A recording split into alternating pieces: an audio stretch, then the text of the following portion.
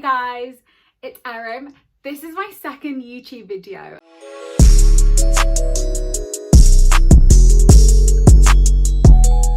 I don't really know if I've kind of like positioned myself within this square appropriately. Let me know if I have, let me know if I haven't. Obviously we know sis has very long hair. That's not completely in the screen, but I'm going to be showing you guys how I straighten my hair, what products I use, and I'm also going to be talking to you guys all about my journey as an influencer. I'm going to be walking you guys through how I started, what my motivation was, how I grew, and if you stay till the end, which obviously you should, I'm going to be giving you guys my three tips that I don't think you might have heard before on how to effectively grow your Instagram page. So let's start. That was so weird. I was about to say, let's jump into it. And I was like, no, I can't say that. I sound just like every other YouTuber. But yeah, let's jump into it. So here are my necessities when I'm straightening my hair. First, I got this tangle teaser from Poundland, funnily enough, but I really like it because it has a really good handle. I use this clip from Primark to section out my hair. This is a hair heat protector. Honestly, guys, this is label M. I'm not very loyal to any particular brand when it comes to heat protector. I'll use anything. Bottle of water because, guys, it's tiring straightening your hair. And these are the GHD Platinum hair straighteners. These I've been using, I think, for like 4 years. I had a second pair. I will say they're very expensive. They break quite easily, but they do a really good job at straightening your hair. And then last, but certainly not least, the most important thing for me is to use ByErim hair oil on my ends. And I'm going to show you how I do that. First things first, all my hair behind me, part my hair just above my ears. So there's kind of like a thin lower layer. Get it all kind of like shoved up. By the way, guys, this is not like a cute looking tutorial. Like, I'm going to look a little bit crazy. Put it in half, bring them to the front. Get my heat protector, spray it all over my hair. Brush it through with a tangle teaser. Obviously, you want to start from the bottom. I did already kind of like brush it through a little bit. First things first, I'm just going to get my brush because my hair gets, like, obviously, as does everyone else's, really hot when I'm straightening it. I try my best not to touch it. So I use a hairbrush to kind of like grab a section of hair. The steam that you're seeing isn't smoke, it's steam. And that's the kind of like water droplets from my spray kind of evaporating as I go ahead and straighten my hair. One thing that I think is quite important, when you get to the ends, I see a lot of people just go and let it go. What you want to do is you really want to keep it the same kind of pressure all the way through to the end. God, I know it looks really scary. I've been straightening my hair probably since I was 14. Anyway, let me jump into it. So I was 18 when I got Instagram. I'm 25 now, for those of you who don't know. And everyone had it when I was 18, and my dad never allowed me to have Facebook. I wasn't allowed to have Instagram. And I remember just thinking, I'm going to uni, like, Dad, please let me have Instagram. That's how people make friends. Like, I don't want to turn up at uni and like everyone's like, oh, add me on Instagram, add me on Facebook, and like I'm not allowed. So he was like, all right, fine, you can have it. So the summer before I started uni is when I first got Instagram. And I remember my first Instagram post, I took on the floor over there. I did the dumbest thing. I literally, imagine this is my phone. I put my phone on the floor like this, and I did this and took a photo. And guess what I captioned it? Hello, Instagram. I don't know who I thought I was. It has since been deleted because no one needed to see that weird double chin angle of me. I literally don't know what I was thinking. When I got to uni, I immediately was in the Sikh Society committee. I was very much involved in like our events and stuff like that. Shout out anyone who went to University of Manchester. When I went, there was no Sikh Society. And then me and some of my friends were like, we need to have one. So we made one. Or we reignited it, I would say. So I think through there, when I was at uni, I probably had like a couple thousand. I think I had 3,000. That was kind of like pretty average. I think most of the people who followed me knew me, or it was from my Twitter. Do you know what? I've actually really overly straightened this side of my hair. Let me move on. Once I kind of like graduated, I actually, funnily enough, wore Asian clothes to my graduation. Thought to myself, you know what, Erin, like your school colours are purple. Go, because I lived on Curry Mile. Those of you who are from Manchester, you know this. Went to Curry Mile, went to one of the Asian shops, and I was like, I want to design an outfit.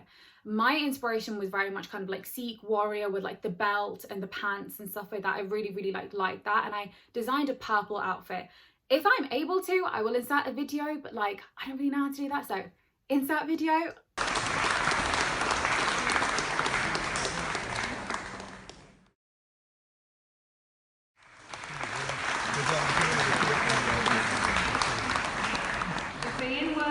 For me, obviously growing up, I was the first in my family to go to university. First in my family, I think, to continue education past the age of 16, I believe. And I just like felt like I want to represent. My baba, Waheguru Satanam, wears a turban, he wears a bug. And I was just very, very proud to have my grandparents there. I told my grandma, like, wear a purple suit. I asked my grandpa to wear a purple turban. He didn't, but like, it's cool. I don't think he has one. That video, those photos of me wearing Asian clothes to my graduation went viral, especially on Twitter. And I gained so many followers from that. Like, I think I went from 3,000 to like 4,000, I think I was on. And that was like a really, really cool time. I kind of felt that like I was representing, and I went viral for a good reason, I would say. I immediately got a job working on the door, kind of like as a hostess at Cloud 23, because obviously, you know, when you get a first class degree in business, that's obviously the job that you do. And for real though, guys, like, it's so hard when you graduate from uni to get a job. That's another story time. Because I was working at like a really beautiful bougie place, I was dressing up really, really nicely every single day. Because I was dressing up really nicely, I was taking photos. I was asking the girl that I lived with to take my photos every single time before I went to work. And I think this really was the start of me being like an Instagram girl, because I was posting nice photos. It was a beautiful house. I had loads of great backgrounds, selfies. I always had like my full makeup done all the time. And I just kind of like started to really, really grow. And I remember actually very, very beginning, when I had like 100 followers or so, some girls was like messaging me, and they were just like, oh, like, I really like your vibe, I like what you stand for.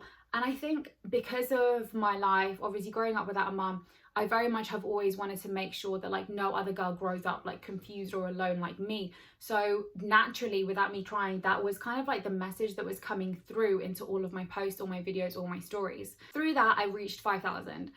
And then I was like, you know, I think it's time to actually move home. So I moved home, and in the space of me trying to find a new job, I kind of like only had my Instagram to really focus on. And at that time, like, businesses weren't looking at micro influencers in the way they do now. So when I had 5k, when I had 10k, no one was sending me product, nothing. And I just was taking photos in my clothes every kind of like weekend, like on my balcony, getting my dad to take photos of me, getting photos taken in my kitchen, like all sorts of stuff. And then just posting them and trying out new strategies, trying out hashtags, and just like really testing. And my page just really started to take off. Like, I was getting a lot of followers. I think I hit 9k.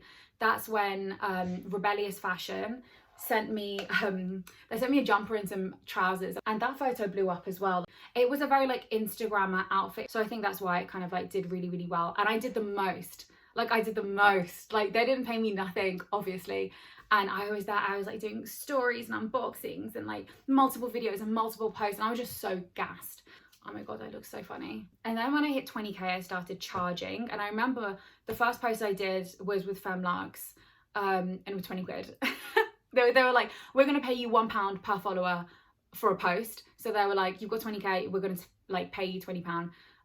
Numbers change as the industry evolves. If that was the case now, that would be completely ludicrous. At the time, me being kind of just gassed that I was getting paid at all, I was like, oh my god, sure, let's do it. I was then working on my outreach. I kind of like set up an inbox and all sorts of things, doing it on my own. Got to 50k, and I was like, nah, you know what, like, sis is a bit legit now.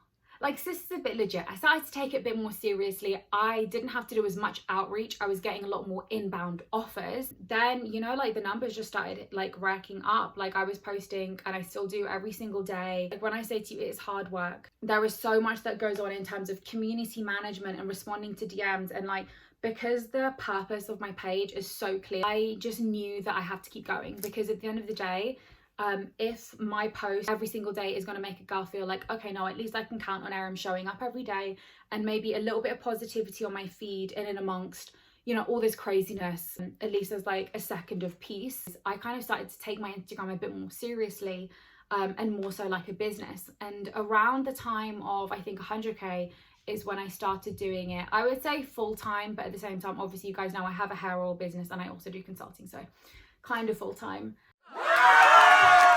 You need to be posting consistently. everyone says this. I realize that this is not a new piece of advice. And the reason for this, I'm really into psychology, is expectation management. So you need to kind of like really, really knuckle down on why people are following you and what they're expecting when they follow you. And you need to deliver on that. Because if all of a sudden I started posting like car racing videos, people would unfollow, because they'd be like, what the hell are you doing? Like, why are you posting that? That's not what I followed you for. I followed you for like sister advice and like funny stories and stuff like that. I would say the main thing, and I'm not just saying this to be like, have a message, but like, guys, have a message. I get so bloody pissed off when I see influencers with like 200k, 300k, a million followers, and they stand for nothing, just jumping onto every trending topic. Like, I hate when I see people do that. You need to have something you stand for. The stuff that I talk about on my page is being a sister to people who don't have sisters, or a mum. And it's also to kind of like promote issues within the Sikh community. These are two things that I feel very passionately about. I have felt passionately about kind of like issues within the Sikh community from a very young age. I did a documentary when I was 18 years old called The Untold Story of 1984. It used to be on YouTube. And I remember when I posted it, oh my God, I went mad on Twitter.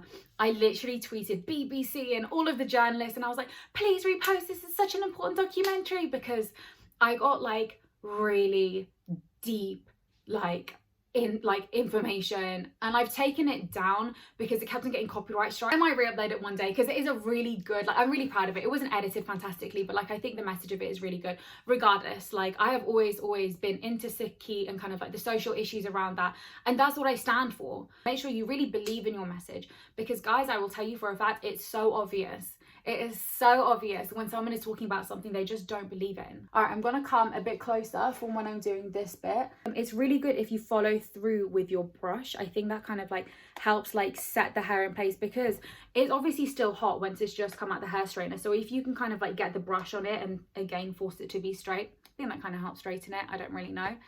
I like my hair very flat. I don't know who else is a flat hair girl. I really, really like it. I think it looks really sleek. So front bit, I kind of get my parting, separate them like that, and then go like this, and then like twist towards the front. Be careful, do not let that hit your face, guys. And then separate them. And you can see they're quite like bouncy, quite smooth. Then I get a larger chunk, just slightly larger, so the ends kind of like blend into the rest of my hair. And I start midway, and I just kind of like tuck it inwards and just let the layers like fall as they naturally come out of the straightener. Turn off my straighteners. Last step, most important step, you guys knew this was coming. I get my ByErim hair oil, 2 squirts, literally 2 squirts. Deep breath. It smells so nice. Like, every time I use this, I'm just like, wow, Erim, like, you did something. Oh my God, I'm gonna have to stand up.